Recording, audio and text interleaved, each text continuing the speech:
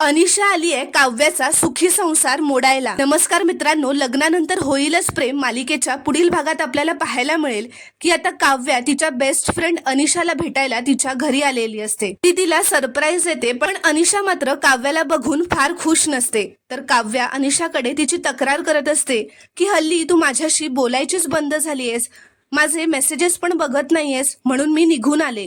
अनिशा काव्याच्या लग्नाला आली नाही म्हणून काव्या अनिशावर चिडलेली असते। काव्या अनिशाला तिच्या लग्नानंतर झालेल्या गोष्टी सांगू लागते।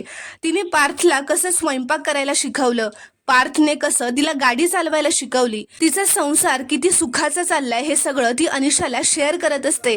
आता काव्या सुद्धा अनिशाला तिच्या आयुष्यात काय चाललंय ते विचारत असते।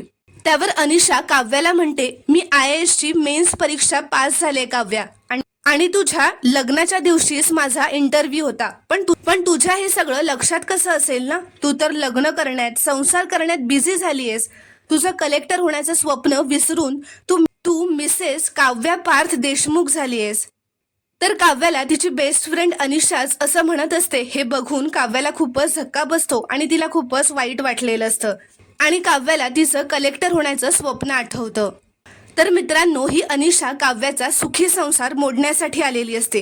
ती काव्याला लग्न, संसार, मुलं हे सगळं न करता कलेक्टर बनण्यावर लक्ष दे असं सांगण्याचा प्रयत्न करत असते। तर मित्रांनो, आता काव्या सुद्धा अनिशाचं ऐकून तिचा निर्णय बदलणार का हे पाहणं खूपच रोमांचक ठरणार आहे। ते पाहण्यासाठी चॅनलला प्लीज सबस्क्राईब करा आणि व्हिडिओला एक लाईक नक्की करा।